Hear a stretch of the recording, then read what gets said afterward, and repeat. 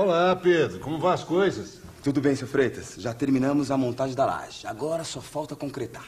Antes de concretar, você precisa preparar a parte elétrica e hidráulica que passam por dentro da laje. É isso mesmo que eu vim ver com o senhor, seu Freitas. O que eu tenho que fazer e que materiais que eu vou precisar? Em primeiro lugar, coloque as caixas dos pontos de luz que ficarão embutidos na laje.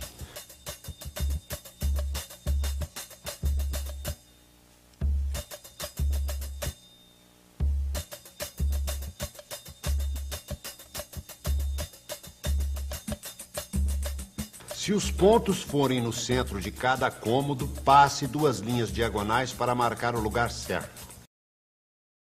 Os eletrodutos ligando esses pontos até a prumada das paredes, onde serão colocados o quadro de distribuição e os interruptores.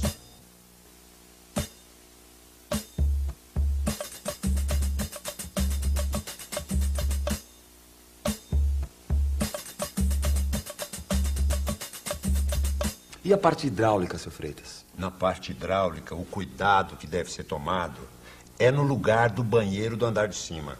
Como assim? Você vai ter que instalar uma caixa sifonada e algumas tubulações para recolher as águas servidas da pia e do chuveiro e o esgoto da bacia sanitária. Essas tubulações vão aparecer no forro do andar de baixo. Eu não tinha pensado nisso, hein? E agora como é que eu vou fazer para resolver esse problema? O melhor jeito é fazer um rebaixo na laje para esconder essa parte da instalação hidráulica. Se for feito com cuidado, o rebaixo pode ficar sobre a porta de entrada sem causar nenhum problema. Opa, bacana. Assim vai ficar bom e não vai chamar muita atenção. Depois disso, já dá para pensar na concretagem. Como você vai fazer o concreto? Nós resolvemos comprar o concreto numa concreteira. Mas aí eu preciso calcular quanto que eu vou precisar de concreto. Você vai ter que somar o volume de concreto das lajes, das vigas em canaletas e das vigas em formas. Bom, aí é só eu multiplicar o comprimento, a largura e a altura. Aí eu somo tudo, não é? Isso.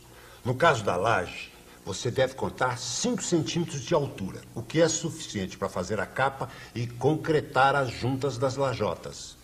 No caso da laje, eu tenho 10 metros de comprimento por 3 metros e 20 centímetros de largura e 5 centímetros de altura, que é o mesmo que 0,05 metros.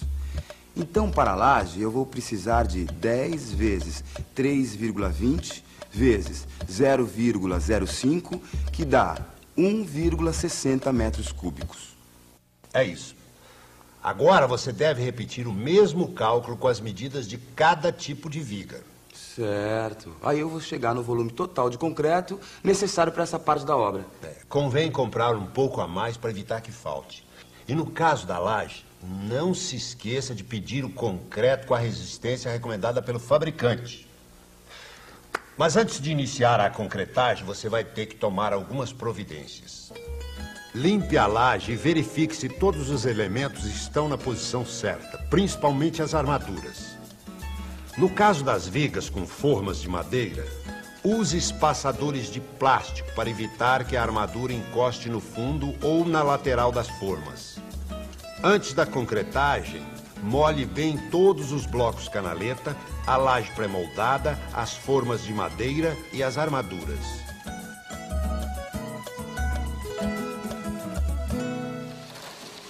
Evite a vibração ao transportar o concreto. Se usar carrinho, arrume um com rodas de borracha. Alugar um pequeno guincho é uma boa medida para agilizar o serviço e facilitar o transporte do concreto. A concretagem da laje deve ser feita sem interrupções, do começo ao fim. Um dia nublado, mas sem chuva, é o clima ideal para fazer a concretagem. E a melhor hora é a parte da tarde, porque assim o concreto passará a noite sem receber sol. Em todo caso, é bom estar preparado para se proteger do sol. Se for preciso, use um plástico preto para cobrir a laje. Tome cuidado para evitar bolhas de ar e para que todas as partes das formas fiquem preenchidas por concreto. Por isso, vale a pena alugar um vibrador, que não é caro e compensa muito. Mas não exagere na vibração. Se aparecer água na superfície do concreto, retire o vibrador imediatamente. E cuidado para não encostar o vibrador numa armadura.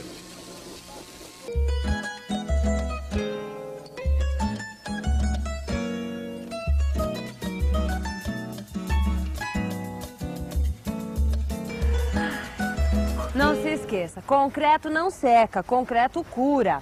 Após a concretagem, mantenha sempre o concreto molhado e evite o sol e o vento que secam a água do concreto e prejudica a qualidade.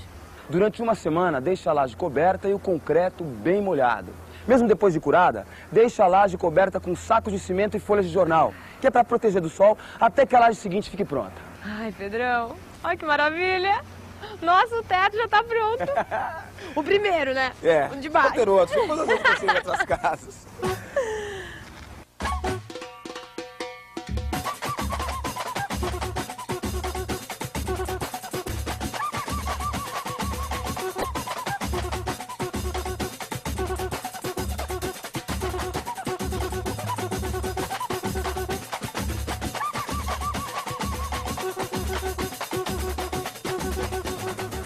Tô exausta, Pedrão.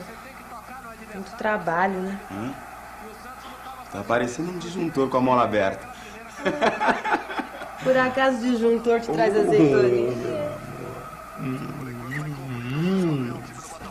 No próximo programa você vai aprender o que é um disjuntor e a fazer as instalações elétricas. Não perca. Fique à vontade. Afinal, a casa é sua. Tá bom, Jô? A instalação elétrica, primeiramente, tem que ser feita com conhecimento, seguir planta, usar os padrões dos fios, que existe um padrão de cores, né, neutro, 220 e tal. Acho que tudo isso tem que ser pensado. Tem que ser pensado também a necessidade dentro de uma casa, quanto que vai se usar. Por exemplo, se está se construindo uma casa de 2 quartos, sala, cozinha, então você já tem que pensar que ali não vai ter um consumo mínimo de energia. Então acho que tem que ser pensado tudo isso. E usar material de qualidade, pessoas que saibam fazer. Então tem algumas coisas que tem que quebrar, né? Mas a eletricidade não, eu acho que ela tem que seguir já os conduítes dentro da parede, já com as caixinhas nos locais certos, né? Então o pedreiro ele tem que ter essa preocupação de saber o local da caixinha, ele tem que ter a preocupação de esticar bem a linha também, de nivelar a parede. Tudo isso ele tem que ter mais ou menos uma preocupação de fazer isso aí. A parte elétrica ela é feita junta, ela é feita simultaneamente com a casa. Então quando você faz o piso, você faz o contrapiso, você tem que colocar o conduíte antes. Tá? Esses conduítes é que vão determinar onde vai passar a fiação. Né?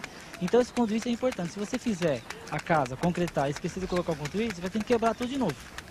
Então dá muito mais trabalho. Você tem que ser preparado antes, a pessoa tem que saber o que está fazendo, saber onde vai colocar os conduítes. Isso é muito importante para ela poder estar fazendo um trabalho certo e fazer certo a primeira vez, né? Não precisar estar repetindo o trabalho de novo, que vai tornar muito mais cansativo o serviço dela. A emoção vai ser muita. Primeiro porque a gente sabe que foi uma coisa que a gente mesmo que construiu, a gente deu duro. Eu acho que o valor vai ser muito mais. Porque a gente sabe como foi feito, cada tijolinho foi a gente que colocou. Então a emoção vai ser demais. Só em pensar, a gente tá doida que isso aconteça logo, que termine logo, pra gente mudar, fazer o acabamento, cada quem vai ter seu acabamento, né? Colocar seu azulejo, tudo isso. Isso é gostoso demais.